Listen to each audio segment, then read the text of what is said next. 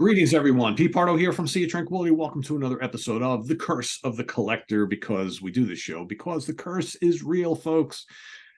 Collecting, buying stuff, acquiring stuff never ends, right? Never ends. And to join me, as always, we're missing one of the crew today, who's David Gallagher is off watching a soccer game over there in Scotland, but we've got Jamie Laszlo's in the house. Rick Labonte is here, and Scott Berry is here. We got Texas, Canada, New York, and Ohio all represented. So there you go. Congrats, Scott, to your Texas Rangers for winning the World Series. They may or may not be your favorite baseball team. I don't know, but that's. I was a little divided. I'm from Maryland originally, and I was actually rooting for the Orioles. They had a great season, and to see them get swept so quickly, kind of was a little heartbreaking by the Rangers of all teams. Yeah, But I ended up rooting for the Rangers in the World Series, and I'm glad they won it. It's their first championship, and that's awesome. I was rooting for the Orioles too, my friend, just to let you know, because I've always kind of liked the Orioles. They're not my team, but I was very happy that they did so well this year. And I think regardless of who won or didn't win, I think it's good for baseball that a team that hasn't won before won, right? Even though Exactly. you could argue about the playoff structure and how the best teams during the year didn't even make it that far, whatever. It's a story for another day, I guess. But anyway, today we've got, as always, we each have two things to talk about. We'll go two trips around to show some stuff that we've acquired since the last time we spoke. So to kick it all off, I'll have, we'll go Jamie, Rick, Scott, and myself. So Jamie, what do you got to start us off with? All right. Well, you guys started talking about sports, so I started moving my camera. Let's represent some Pittsburgh here. There you go. Maybe the Pirates will get back one of these days, Jamie, right? Not in my lifetime, man. Oh, when they made the playoffs, what was that, like 5 years ago? The town went nuts, like they actually won the World Series. They didn't even win their first series, but the town went nuts. So here's the thing. I thought it would be fun to look at my Discogs app and see how many albums I actually bought this year. I know it's a lot, and I know I blew away whatever my record was in the past. I don't know, but I knew I blew it away. So I looked, and my jaw dropped, and I was thinking maybe I shouldn't say this because I'm a little embarrassed. But it is the curse, right? Oh, it's way beyond that. But I'm going to keep it real, and I'm going to admit that it is 10 shy of 400. For 2023. And if you count box sets that came with complete albums, like that Golden Earring box set, 10 Years After, Vandergraaf Generator, Chic, it's probably like 460. So how do you listen to all that music, Laszlo? I work right here. So as I work, do my job, I'm always pulling records off and listening to what comes in the mail as it comes in, like a conveyor belt. And of those 400 and whatever you want to call it, 60 are new albums. So I thought it would be cool to do round one, 10 to 6, and then 5 to 1 in round 2 of my favorite albums that I bought in 2023. I'm not going to do it in December because in case we have a theme next month and I won't be able to. So I figured I'd do it now real quick. Okay. Coming in at number 10, because I figured, look, we get 5 to 10 minutes to talk. You could talk about one thing for 10 minutes, or you could jam in 30 things for 10 minutes, as long as it's, within 10 minutes. Right on. So number 10, The Anchoret. It all began with loneliness. Am I a prog metal specialist? Fuck no. Do I listen to every prog metal album that's released? No, but I find it hard to believe that anything released this year is, much better than this album. Track one, the track one, the real song, because I think there's an intro, Goosebumps. Gives me goosebumps with the female vocalist and the saxophone that sounds like it came right out of the Dark Side of the Moon. Goosebumps. Where are these guys from? I forget. But I didn't do any research before my show, guys. Sorry. But it's out there. If you want to just sample it on YouTube, give these guys a try. What's the name of the band again? Good, but this is so much better. Anchoret, The Anchoret. Weird name, I know. It all began with loneliness. Sample it. It's fantastic. Couple blast beats here and there, but nothing crazy. Oh, my goodness. Going into something different in number 9, the new Black Pumas. They bring the 70s with the soul, man. They just take this thing. It doesn't sound like they're trying to do the 70s. It just sounds natural. Their latest music video looks like it's from 1978 with the sister walking with rollers in the hair and the guy kind of flirting with her. I saw them in a place called The Basement about 5 years ago. One of the best shows I've ever seen, ever. Amazing. My wife caught the lead singer's towel. I still have it wrapped up in a bag. I don't know why. I just, with this damn sweat in it. It's in some bag in a closet. I just keep it. Hey, Jamie, you know they're from Austin, right? Oh, okay. Yeah. We did an in-store at Waterloo, and unfortunately, I had a meeting I could not get out of, so I was not there for their in-store and their signing. But yeah, we hung out with them after the show. They're really cool. The dude, he channels in Prince and James Brown at the same time. Yeah. Cool. And it's two guys really, and then you got a guy on guitar. Right. They're kind of rock, kind of psychedelic, kind of soul. Yeah, Adrian Casel's been in the Austin scene for a while. He's got a lot of great stuff. Spirit Adrift at number 8. I said it before. You have a Sea of Tranquility party. You put this in. Nobody across the board is going to complain. Some people will like it more than others, but no one's complaining. Really? Great traditional heavy metal. They get busy with the guitar, but not Yngwie busy, not too busy. Love me some Bellwitch. I'm not a Funeral Doom kind of guy, but these guys have crossover appeal. Hence me, I'm the crossover. Love these guys. I tell you what, it's not as good as the Mirror Reaper from, what was that, 2018 maybe? Not as good, but I don't think they'll ever top that. If you wake up on a Saturday morning, you're the first one up in the house, it's dark outside still, you're drinking your coffee, turn on one light, maybe the one kitchen light, then put on some Bellwitch. Sit there and chill with your coffee. You'll love it. Well, not everybody will love it, but if you're kind of down with this type of shit, you'll love it. This album, boom, boom, shot up. Blood Ceremony, the old ways remain. I mean, when I first listened to it, I was like, not as good as their other stuff. Maybe they shouldn't have taken such a long break. As time goes on, I like it more and more. In fact, Pete, after we did our ranking of Blood Ceremony, you know how you kind of get burned out on that band because you did so much homework? I went back to that album. I was still going back to it. So yeah, it shot up. So that is 10, 9, 8, 7, 6. There you go. Cool. Nice. Rick? Okay, well, when I joined the Cursed Collectors, I talked about Page and Beck and Eric Clapton, that one album. I kept getting stuff. So I'm always keeping up with this stuff. And of course, did you see Jimmy Page showed up last night at the? I've been saying they're always bringing their stuff, always coming up. And when you leave things alone, shit, another thing came up and I got to get it. And that's what the Curse is all about. Sometimes I don't even want to Google and look for anything new, but they came up on my feed because I'm a big fan. They come up, and this is something I really didn't need, but the Curse is real. Did we ever really need? Back in the '90s, I love this album, and I love this period of this artist. In fact, I love his whole career. But I actually, unlike most people, they just bank on the '60s and the '70s. I'm talking about Eric Clapton. I like the '90s and the 21st century. He's actually a better singer. The production's better, and the band is kick-ass. And it helps when you're sober. You know, you can do a lot better. You're clear-minded. You're a better songwriter. It's just a reality. And one of the things he did when he put out what's called the Journeyman album, it's a real good album, and quite a few albums after that, fine form. He has a live concert that was called 24 Nights, a double album. And it's a 3-segment where he had the blues, and then he had an orchestra, and then a 9-piece band with Phil Collins and Nation East and all kinds of great talent. And I loved it. And I loved it so much that I even got the DVD to support it. Well, just recently, they just put out a box set. It's a complete show. So this guy who's cursed with this, but I love that so much. And it's called the 24 Definitive Nights of Eric Clapton. And so we're looking at 6 CDs, okay? And each CD, 6 CDs, is supported by a Blu-ray of this performances.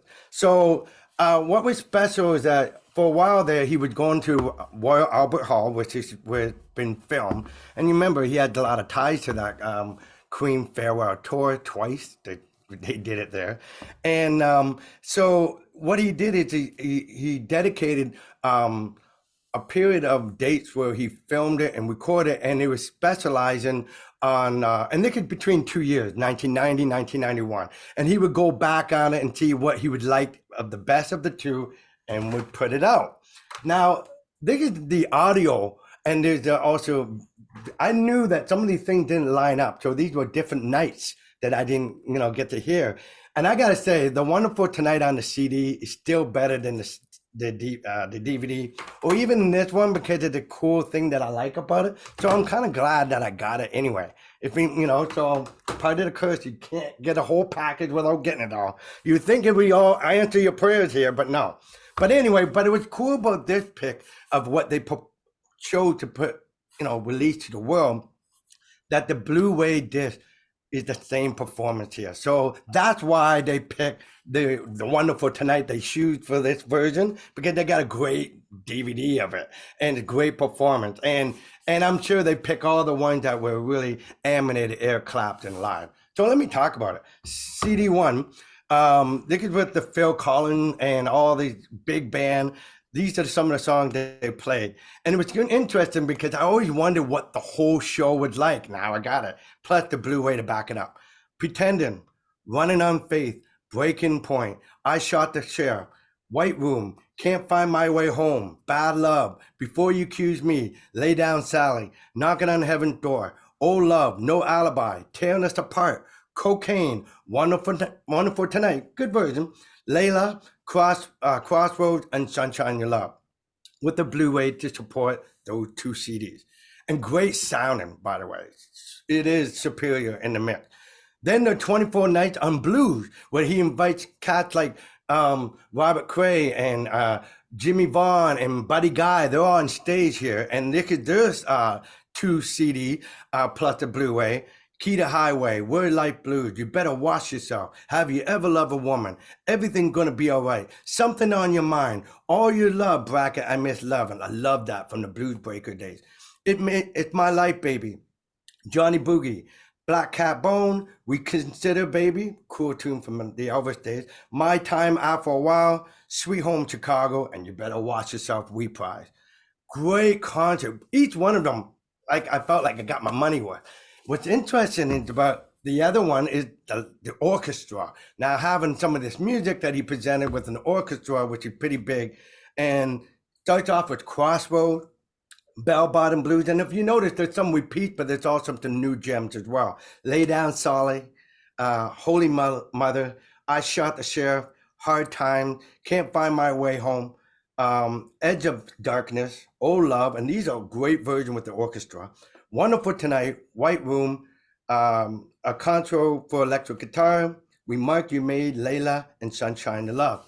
What's also unique is when you open it up, they give you a genuine photograph that is limited press. And yeah, that's exactly. That's what I was just going to say. And it's like number 10,000. So 236 is what I got here. So there's so many of these. And just like how me and Pete and you guys all comment, you like that little ribbon to help you open it up. Beautiful book on the whole story and very visual. A lot of information about how they got it, his interview. Why did he go back in 91 and record some other stuff? Because he felt that some song didn't have the video to support it or whatever reason. But a beautiful explanation on that. And I already love this enough to buy it. I had to get again now the complete show. And like I said, the 2 CDs, beautiful, this one, this 2, and then there's a Blu-ray way underneath it. So they've done it in 3 squares so you can place it. The only thing, it's just like many other boxes. That's a little big, but it's not really thick.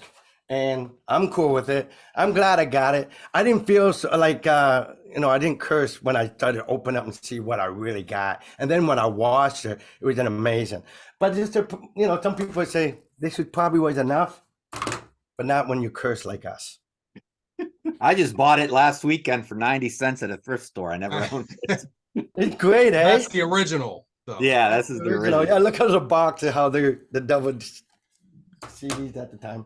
That's Well, one when I you never really think- got, and now I'm kind of wanting to get it because it sounds like it's got a pretty good set list, nice career covering his entire retrospective, career up to that basically. point. Yes. Yeah. Yes. And it's his whole, yeah. I mean, and he's in fine form here.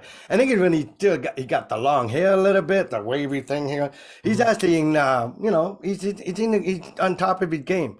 And of course, I've been a fan and I followed a lot. And people, if you don't know Eric Clapton, McPilgrim, and all these, I got unplugged twice because they got a DVD and plus outtake alternative. Of course, that's part of the curse, right? Not to mention I got the DVD. Did I need that again? Get all the Crossroad festivals. This is one of the best performances ever. He's like, it's one of my favorite. Life in Troy Bars of Eric Clapton. But if you haven't heard his most recent record, like one of my favorite, Reptile, 2001, I believe.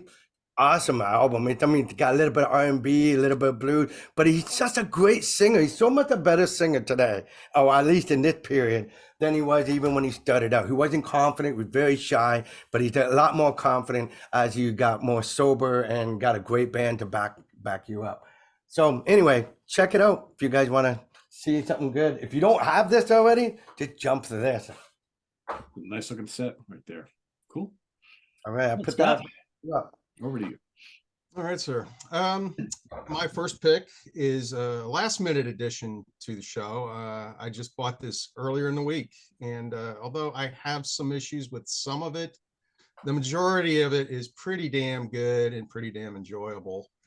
I am referring to Against All Odds, Blondie.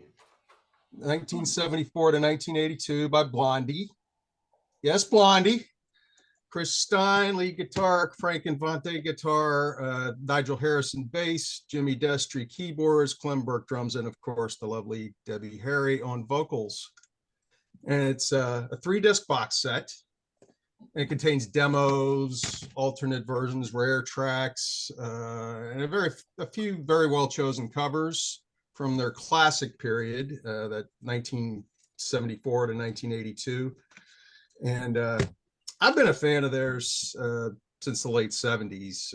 Parallel Lines was one of the first albums, not the first album I ever bought, but I would say when I bought that, around the time I bought that, was kind of the beginning of me buying albums on a regular basis.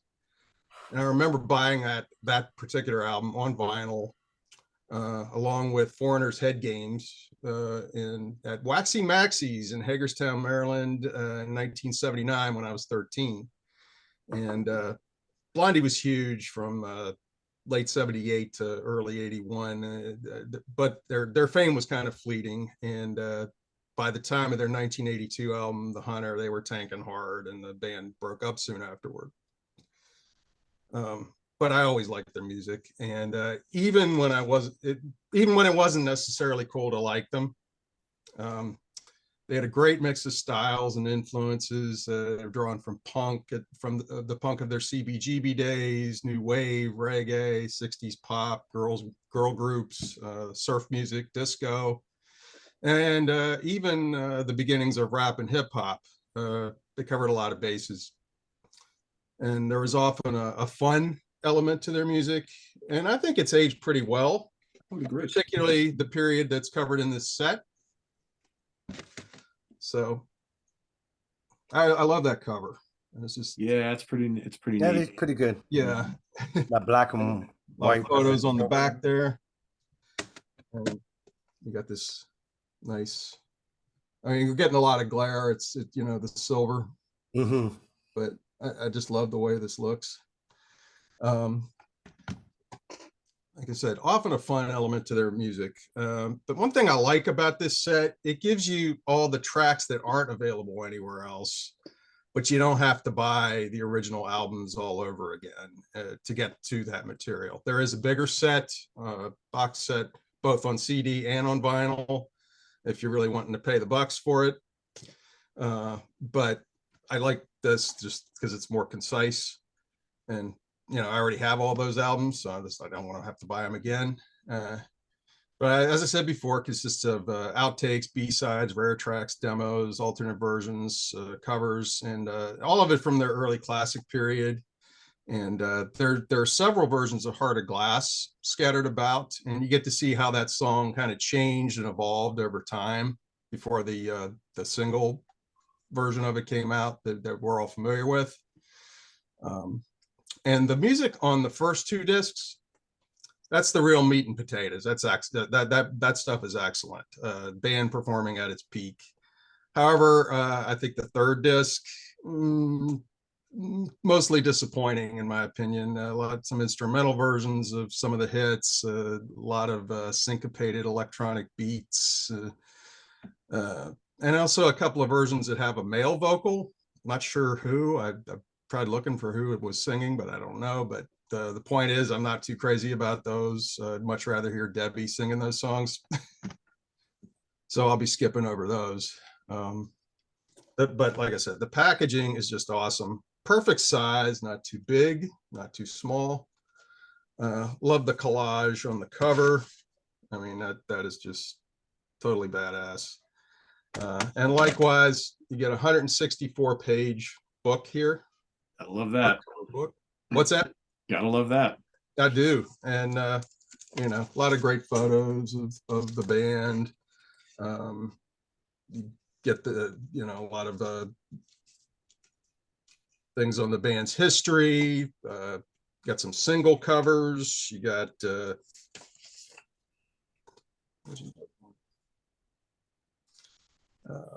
interviews with the band members, very detailed discography, and track by track rundown. So I'm gonna say go ahead. I was gonna say they're New York native, all of them, right? They're all from New York. Yes, they are. Yeah, they're New York owned Blondie. Right? They're right out of New York, and like I said, they kind of cut their teeth at the CBGBs, which was kind of ground zero for the American punk scene. Yep. Even though their music isn't really punk, not everybody at CBGBs was really punk. I mean, the punk thing was kind of influential on everybody, but it wasn't really. I don't think they were ever really a punk band, and even New Wave is kind of pushing it a little bit. Yeah, they're a really unique band. They sit in the middle between that. Yeah, they don't really fit in any bucket, really. When I did the Blondie ranking, I guess it was earlier this year, because I've always liked the band too. It's really hard to talk about them because, like, a lot of people call like those first two albums their punk albums, but they're really not. They're like kind of like 60s pop psychedelic. Oh yeah, music meets punk meets early new wave, and there's a lot That's a good way of describing it. There's a little of everything, right? Some of the stuff rocks hard, it's a really unique band that I think, and that's one of the things I like about them. They're trying a little bit of everything, and most of it they're doing pretty well. Yeah. Like I said, I think it might be a little bit. Like I said, I like about 2/3 to maybe 3/4 of the music on here, and like I said, the packaging is just awesome. But I think it might be better if maybe that third disc were devoted to maybe a live set from the era. Right. Love to hear that. But overall, glad I got it. And there's a lot here to love. And it wasn't too pricey compared to some of the box sets I've been seeing in the last year or so. Scott, was it used or did you buy it new? I bought this new at Waterloo, 35. Can't beat that. That's not too bad. I mean, compared to what's out there these days. And like I said, you could get, if you want to, you could get that bigger box set that's got all the 6 albums from that era, and then it's got all this other extra stuff. Yeah. But I'm like I said, I'm pretty happy with it for the most part. Cool. That third disc, I've eyed it myself, so yeah, I'd say it's worth getting for that. And there's some stuff on the third disc I like. There's a cool extended version of Rapture, which is pretty good. I like.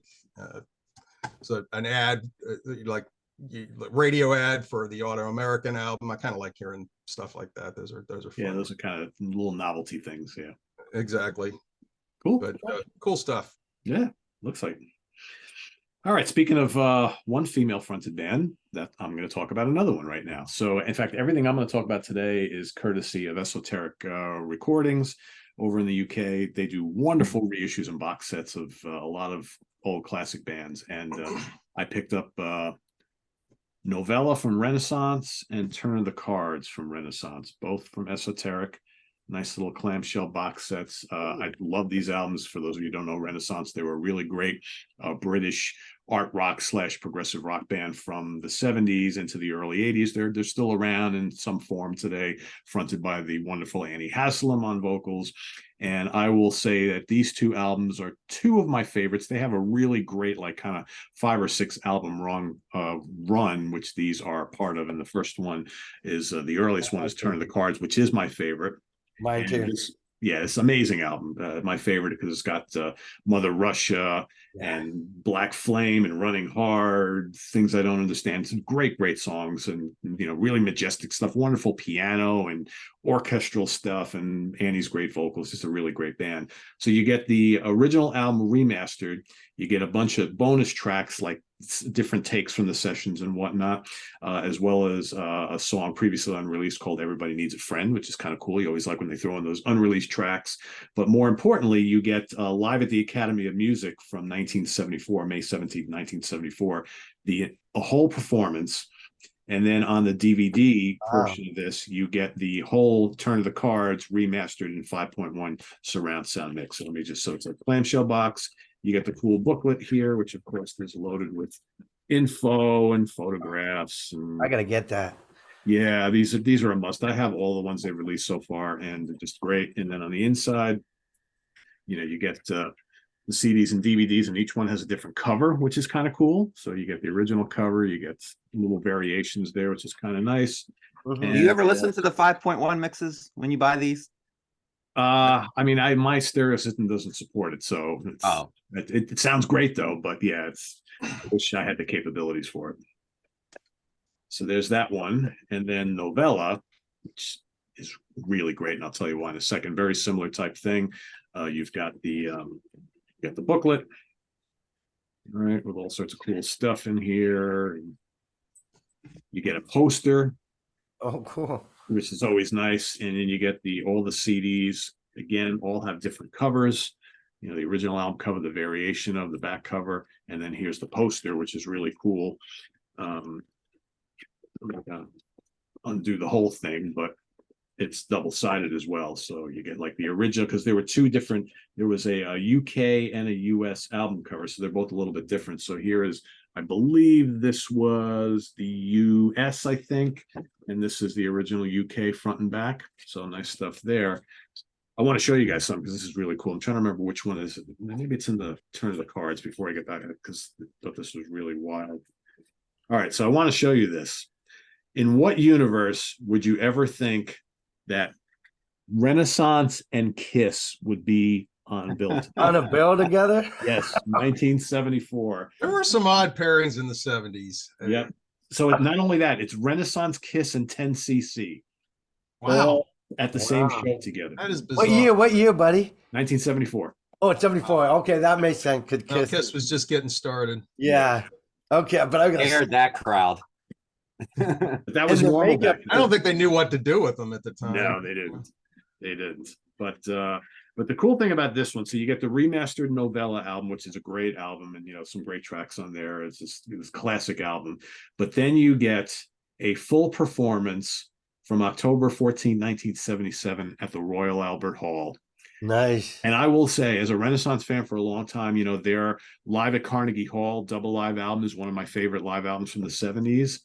I would argue that this live album is as good, and because it comes a couple of years later, you get additional tracks. So if you're a Renaissance fan and you love Carnegie Hall, you got to get this box set so you can get the Live at the Royal Albert Hall full performance on here, which is just absolutely amazing. That takes up all of disc 2 and 3. They split the whole thing. It's absolutely amazing. So yeah, those are my first picks for today. Renaissance Nice. remastered box set, deluxe box set from Esoteric. Back to Jamie for his top 5. Pete, did you get a chance to watch our last Contrarians episode on Wednesday with the back cover doppelgangers? No, but I heard Martin and I were talking about it yesterday. No, I didn't. Well, I put about 2 hours of work into that, trying to find back covers. And I picked Renaissance. Did you? Turn of the Cards. And I put it with Opeth, Pale Communion. See how the band is in the cards on both? Yep. And putting that together, 10 of them I had to come up with. You know, Martin was telling me about the topic, and I was like, sat there. I said, Martin, I couldn't even think of one off the top of my head. He goes, You know, I'm surprised. Martin's like, I told everybody, go to your shelf and just pick out a random, like, 10 or 20 CDs and just start looking at the backs and say, oh, yes, I know something else that looks like that. He goes, that's not how I did it. No, I went through everything. Remember that game you used to play as a kid with all the memory game where the cards were face down? Yeah. Go, oh, the puppy. Where else did I see the puppy? That's not the puppy. When I saw like the cards, I was like, oh, I think I saw cards somewhere like an hour ago. where? And I had to remember it was Renaissance. But when you paired them up, it was like, oh, you just felt so good when you found them. I gotta watch so that episode. Yeah. Go watch it, guys. We put a lot of work into it, and it was a lot of fun. The episode was really fun. All right, so where did I leave off? I'm going to go with number 5 now. Now, for a while, this was my favorite, and I've talked about it on Contrarians and here before, so I won't spend time on it. But Old Mine Universe, this vast array, if you like old school cult, give these guys a try.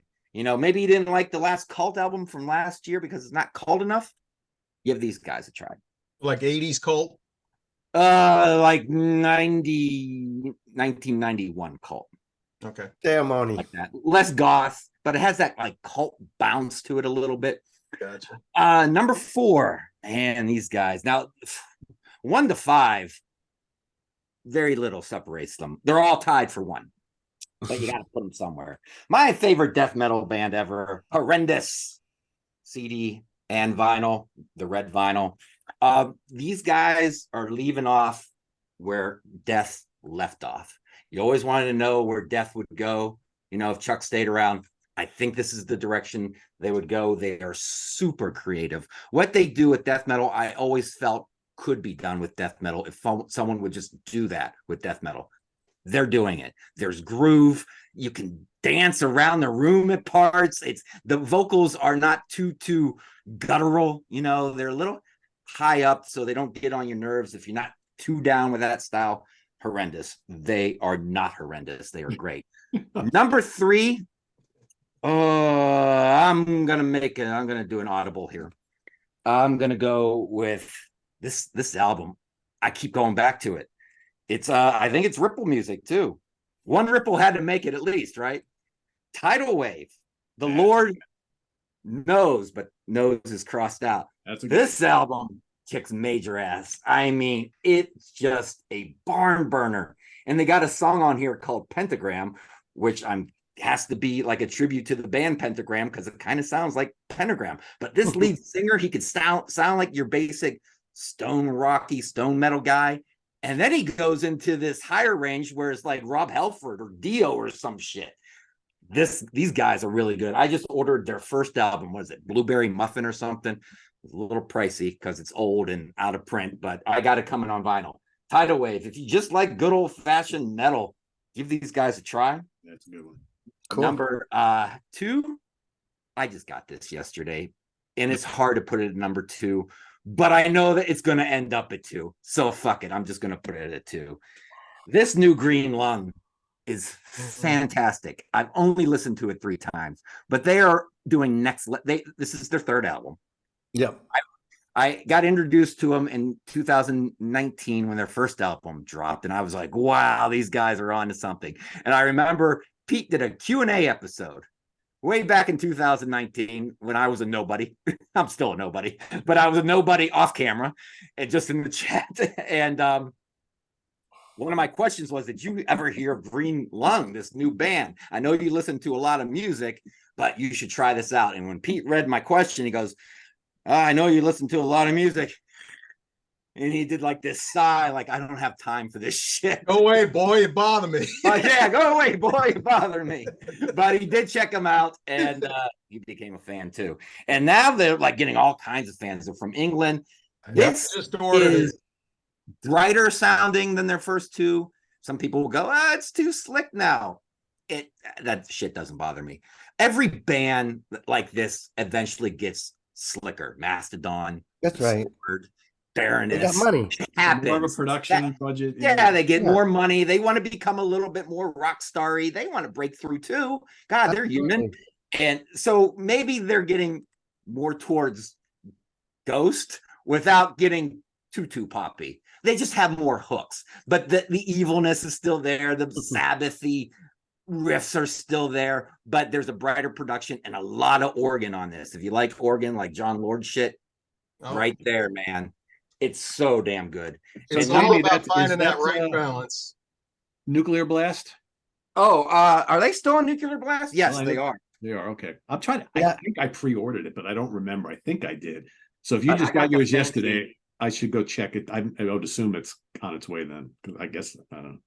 But that last album was great. I loved it. Love it. Yeah, Pete got Oh, me yeah, into that's that last awesome. album. I heard a review and I checked it out and I bought it and I loved it. So No, you're gonna like this one. I'm gonna get it. You already talked me into it. I got the fancy limited green and white vinyl coming, like limited 300. That'll come next week or something. I can't seem to find their first album for a decent price, though. Yeah, I got that. Big bucks. I was lucky to find out about them early. Yeah. I act on right away after I got the second record from Pete's review and then I got it. I'm lucky. And maybe they'll do a reissue on it.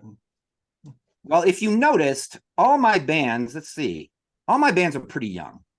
Because Martin Popoff said, I think yesterday on the Funhouse, you should get better at songwriting as you get older because you kind of like you get practice at doing it. I don't always agree. I think the well goes dry is what happens with a lot of people.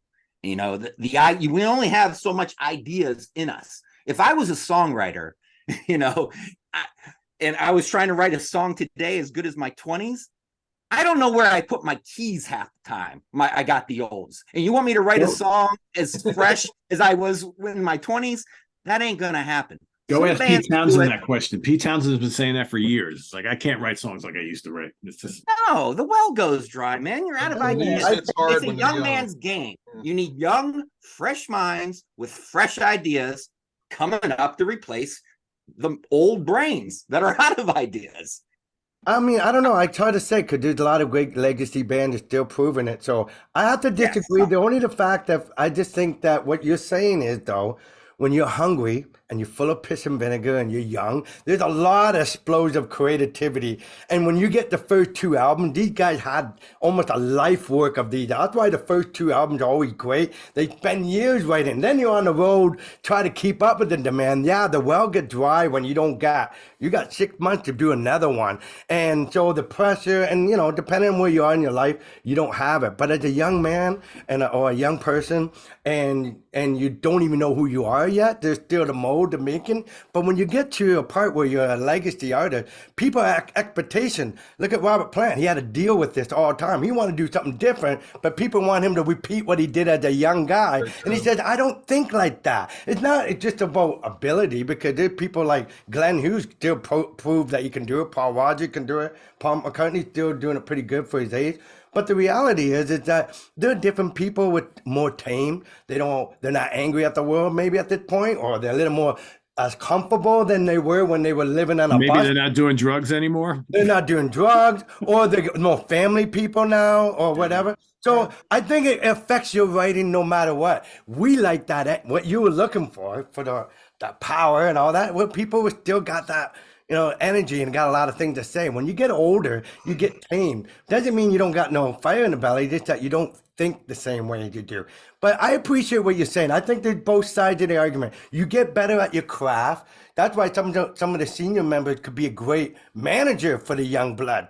Teach them things that you don't want to get yourself burned, make mistakes that I made in the past. That would be valuable. But I think your point is well taken, because I remember when you were saying this in another show.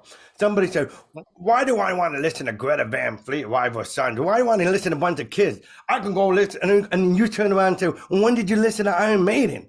They were a bunch of kids when they put out those records, and you're still playing the same album. Yeah. These guys are grown up. Check out the new Iron Maiden. They're in your headspace today. So I think that's a great argument that there's going to be some talent on the young, but I think it's the balance. Yeah, not everybody is, like the Who's last album is very good. Is it Who's Next? Absolutely. No, they're never going to do a Who's Next again. No. But yeah, if I get B pluses from these older artists, I'm happy. Yeah. Last Uriah Heep is good, And you didn't even mention, you just mentioned 10. I know you put Acid Mammoth. You picked out quite a few great bands up recently. I can imagine all the music you're supporting. So I appreciate that you're doing what this channel was designed for. And people start paying attention to Wednesday. There's a lot of great new music on SOT. It's the most underrated part of the week because these gems, like we're mentioning here, are just as potent as the band that you've been listening to for 20 years. Yeah, and on my Facebook page, Let's Get Physical, I try to post as often as I can. New release Friday. This is what I got this Friday that's new from a lot of times younger bands. What'd you get? The re-release of something that came out 50 years ago. Yay. All right. Saying all that, I'm not going to dive into this album too much because it's been dived in too much already. But my number one album of the year, I don't give a shit. Boom, baby. Rolling Stones. Wow. Nice. Acme Diamonds, man. This is the box set with the, what do they call it? Lenticular cover that kind of moves. It comes with a book with pictures of the guys and lyrics and nice everything like that. And it comes with the Atmos surround sound version of the album and also the CD. And I got the CD and I got the vinyl. I had it here somewhere. I don't know where the fuck it went. But it's around here. So I got the album 2 days before it was released. I was able to get it. I'm like, that's pretty cool. Even though I got it all coming in Friday, I'm still going to buy it just to have it 2 days before. Then the CD came and then I got the box set from rollingstones.com that I ordered like 2 months ago. It just makes me feel good. It makes me feel good. You can get into the production, you can get it into the drums, you can get into there's too many hooks. I don't give a shit. I can put it on when I'm hanging out with the wife, with my sister here. We all love it. We have a good time. It rocks at times. It's got great hooks that the girls are having a good time. It brings the last album to make me feel the way that album feels. And you can laugh. I don't give a shit. And I brought this up before. Is Plastic Hearts by Miley Cyrus. And that's probably why Martin hates it so much, because the same feeling I'm getting from that, I'm getting from a pop album. Yeah. And that's probably the exact reason why Martin's not a big fan of it. But I don't care. Will I be listening to it for a year from now, or will I be pulling out sticky fingers? Time will tell. But I think it's a cross between Some Girls and Mick Jagger's 93 album Wandering Spirits with some 2023 production values. Yep, I would agree with I'd that. say that's his best solo. I agree with that. Yeah. I get a lot of Some Girls when I listen to it. Oh yeah, It's very catchy. and Angry is a great. It reminds me almost like Start Me Up. How that starts Tattoo You. Like Absolutely. Let's go.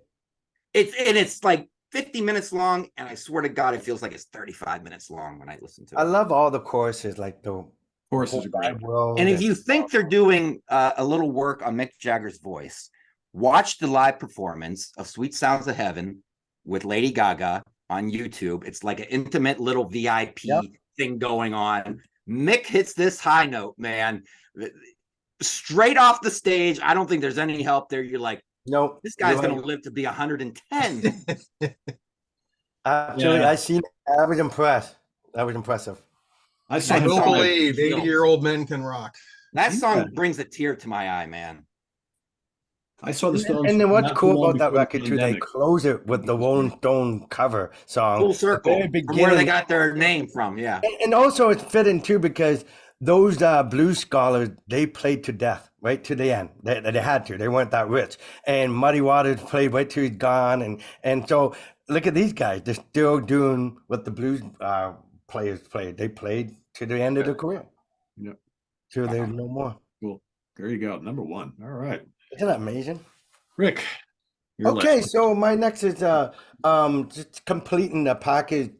You know, I'm a big fan of the Who, and so the last couple months I've been just kind of finding the things that I don't already have. Like Pete and I've talked about this many times. All these great Who live albums that it's just fabulous, and I got like 11 or 12 of these things now, from the Toronto show to whatever. But it was always nice to get these things on the DVDs that we talk about. And so there's a couple, like I didn't get this one till last year, so I got the 75 concert. I've always had that.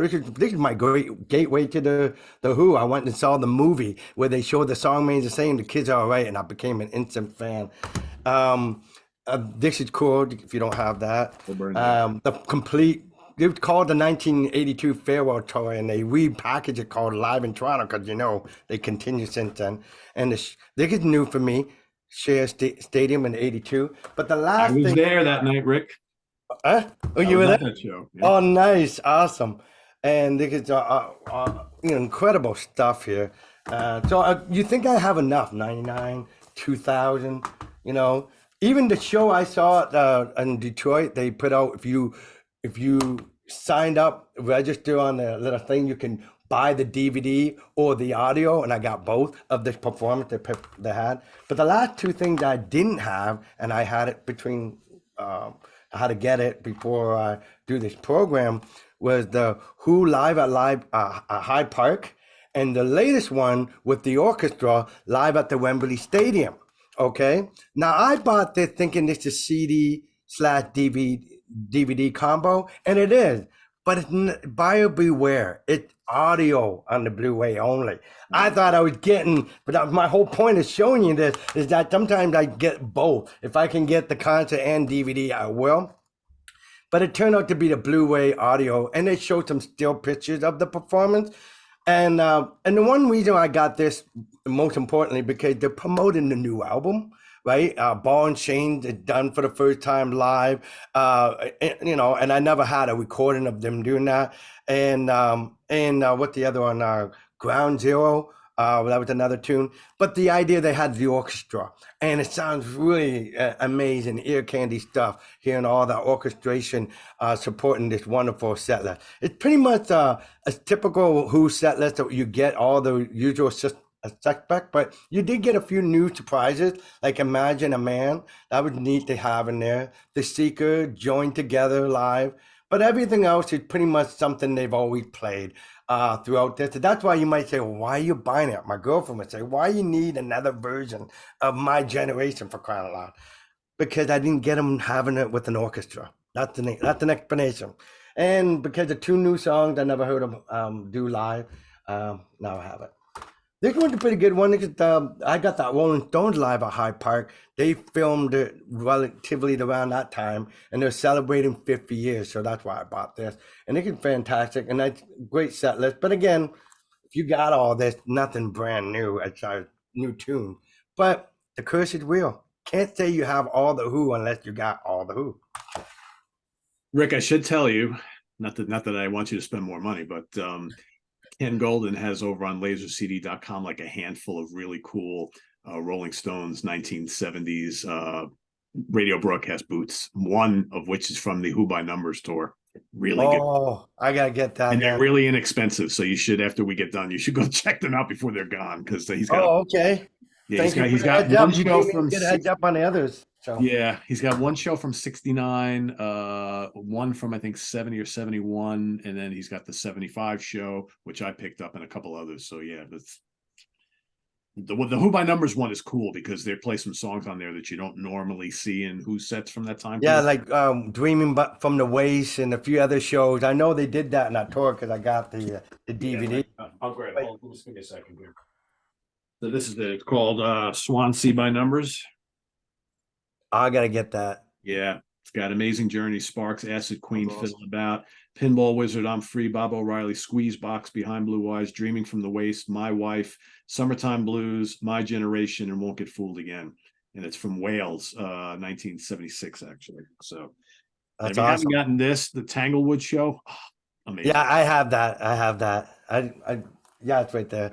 And that's a great night, eh? They had Santana show there. They got the Chicago. Yeah. Oh man, that's amazing. Jethro Tull. Yeah. Tanglewood was great. Yeah. All right, Scott, I'll turn it back over to you. Okay, real quick before I get started on my second pick, just kind of curious here. Blondie was big, and about a year into their run of fame, Pat Benatar was starting to become a thing. And I remember at the time there being a lot of comparisons from between Pat and Debbie. Jamie, what was your take on that? I mean, are you a Blondie fan at all? Here's the thing. Yeah. I've been saying I need to get into Blondie for about 30 years now, but I just never taken the step. I only have their greatest hits because I know I'm going to expect quirky things from them. I know, and I just got to be in that kind of mood. Here's what I don't like, and this has been happening to me for 40 years. I wear a Pat Benatar shirt, and some moron comes up to me constantly, always.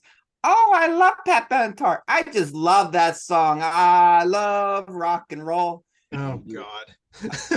I would say that's happened to me about 100 times in my life. Really?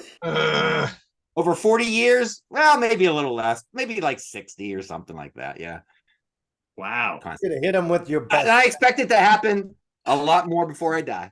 Oh yeah. So, well, you should. I would say check out Blondie, Jamie. Really fun band. Yeah, I'm gonna die. I can buy their vinyl. They're on the same label too. Yeah. But the comparisons weren't necessarily fair comparisons. It's just I had two kind of female singers, and they toured together, and I missed that tour too. Yeah, I remember that. I also missed it, and I'm kind of kicking myself now. Oh well.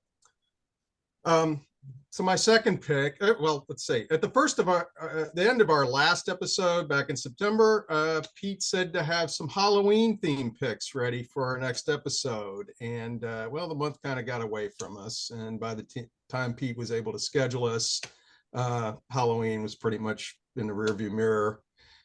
And we were just to have our regular picks. I had mine ready to go. And prior to that announcement, I decided I'm just going to stick with one of my picks since I think it's a great album to hear year round. So this is not a recent purchase, but an album I've had in my collection for years, but I have been listening. I do tend to listen to it a lot around Halloween. And it's the third album by alternative rock band Concrete Blonde, Bloodletting, from 1990.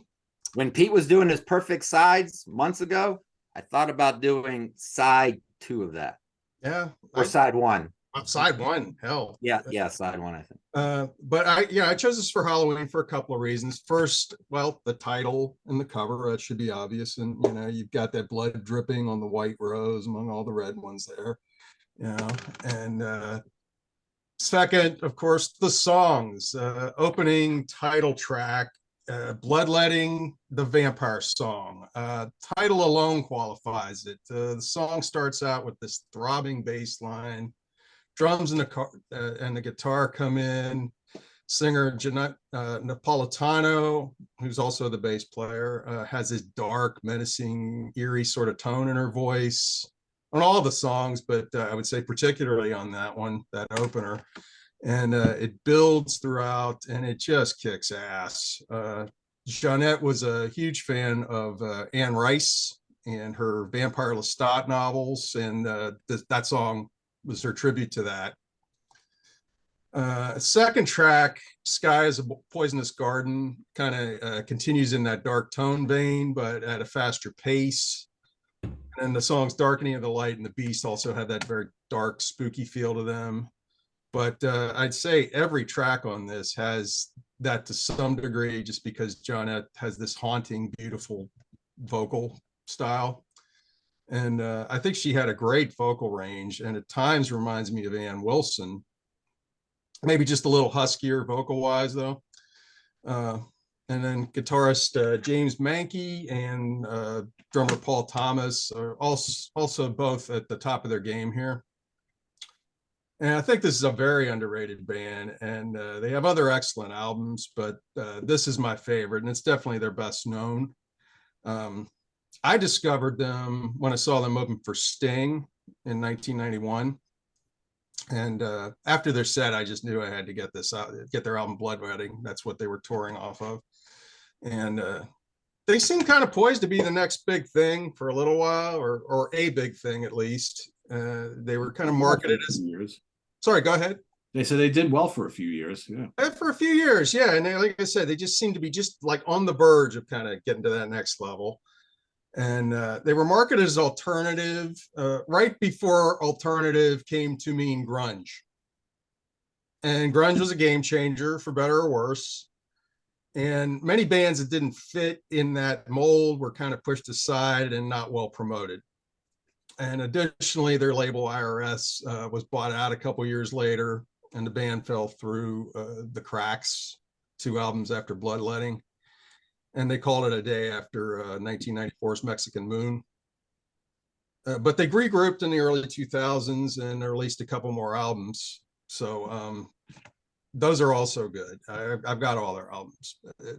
I think that's a band that just doesn't maybe get the respect they deserve. But I think it had to do with the name of the band. There's like Platinum Blonde, Four Non Blonde. It might Blondie. be confusing. Yeah. Well, there's a lot of I did not mean to do that either. It just kind of worked out that way. yeah, that's interesting. But really, you're thinking, right? I remember I had to correct somebody about a Platinum Blonde song versus a Concrete Blonde, and they thought it was the same band almost. They got it mixed up. True, some similar names. People get them mixed up. That Like yeah.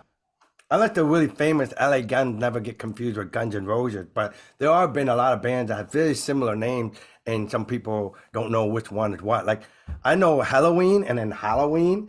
Right. Those two bands had that problem Exactly. for years. Even the Guess Who and the Who for certain things where they were when early in their career they would do Shaking All Over, and the Who would do Shaking All Over because the Guess Who song, and they would do My Generation, the Guess Who once in a while as an encore because people thought it's their song. It's a little funny, but that happens. Well, Even in the sounds 80s, you weird. had White Snake, you had White Lion, then you had from Canada White Wolf, Great White.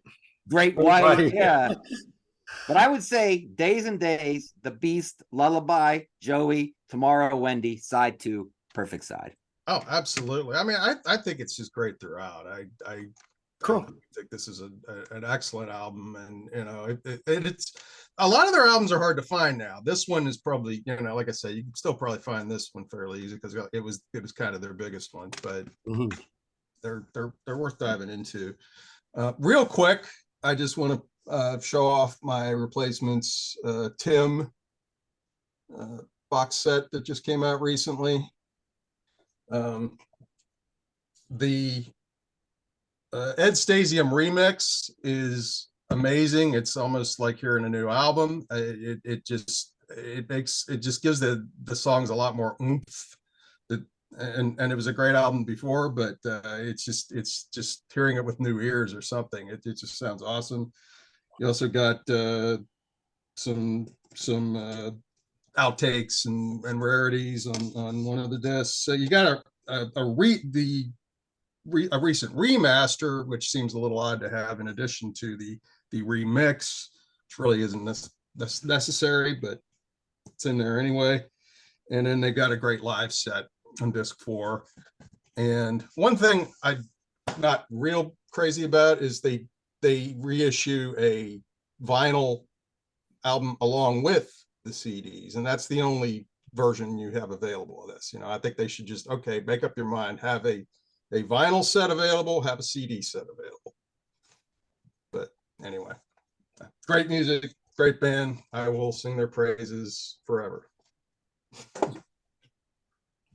All right, my last choice today. Davey's not here today, but I'm gonna thank him for spurring me on to do this. You probably guessing what's coming if you watched a recent episode of ranking the albums that Davey and I did about Barclay James Harvest. And again, I'm going to sing the praises of Esoteric Recordings. They're a great bunch of people who put out some really nice stuff, great reissues. So I, of course, had all these in other CD editions, but I had to go out and get Time Honored Ghosts box set, all sorts of cool stuff. I got Gone to Earth. Look at that album cover, huh? Beautiful stuff here. Again, all remastered with a new remix and bonus live and all archival stuff. And here is the Once Again album. Looks good on a shelf. Yeah. It does. Got October on as well. I mean, these And things yeah. these are just gorgeous, absolutely gorgeous. I mean, all sorts of cool stuff. And, my appreciation for the band has just really grown in recent weeks. And here's Baby James Harvest. Oh, that's really nice package. And it shows you the Blu-ray on the bottom, so Yeah. everyone the Blu-ray, eh? Yes, this has Blu-ray. So this is basically the Blu-ray has the high resolution 5.1 mix and the Oh, new stereo mix of the album, as well as some bonus video content like promotional videos and things. So really, that's really cool. cool. And then here is Baby James Harvest and Other Stories. Band I've never heard of until you did your ranking. Great band, really good band. It's a band I've always liked, but I guess I never really fully appreciated like I probably should have. And then in getting ready to do the ranking and re-listening to the catalog and now diving into these box sets, I'm like, God, this band is way better than I ever gave them credit for. So I would highly urge anybody, and I got everybody else also coming in. But yeah, the 70s albums are especially really phenomenal. And I would say don't sleep on them. So So our viewers, tell them what they're like if they didn't watch that ranking with you and Davey. What kind of music would you describe them? they're always labeled a prog band, but it's not typical prog. They're always labeled as like a poor man's Moody Blues. There's elements of Moody Blues type stuff there, but they don't really sound like the Moody Blues. Just think of it's rock music. It's kind of folky at times. There's a lot of mellotron, great fuzzy lead guitar solos, great 3-point vocal harmonies. So like there's if you like Crosby, Stills, Nash, Mhm. and Young, you'll like what these guys were doing in the 70s with the vocal harmonies. There's some folky acoustic stuff on there, electric stuff. Some of the stuff has lots of cool keyboards. So it's not like complicated like prog, but big dramatic songs, Mhm. great melodies and vocal harmonies. And if you love mellotron in like rock music in general, you're gonna love it. A lot of the early albums have a full orchestra on them. Really classy, easy to listen to stuff. Really, really good Cool. stuff. Yeah, I would highly recommend it to anybody. And I would say any of the albums I showed are a great place to start. So Awesome. yeah. There you have it, everybody. Curse of the Collectors, episode number whatever. The Beatles. 15? I don't know. What about the Beatles? We were going to talk about. No, afterwards. After this, yeah, we'll have a separate episode for that. Yeah. I got you. Yes. So spoiler alert, everybody, it'll actually be on the channel before by the time you watch this, but we're going to do a quick little the four of us are going to do a quick little review of the new Beatles song now and then. So that'll be that's already on the channel by the time you watch this today, tonight, tomorrow, whatever day it is, whatever time it is. So stay tuned for that and visit us on the web at www.seaoftranquility.org. We're on Facebook, we're on YouTube all together all the damn time. Please subscribe if you haven't already and click on that notification bell so you get alert of all of our content as it posts. And please do hit the like button before you leave. Also down below, we get the links to our Ko-Fi page for channel donations, our merch page, and our Cameo page. So thanks in advance for all your support there. And we'll see you next month here on Curse the Collector for Jamie Laszlo, Rick Labonte, Scott Berry, and Davey Gallagher. I am Pete Pardo. Have a good rest of the weekend, everybody. Thanks for watching. See you. Bye.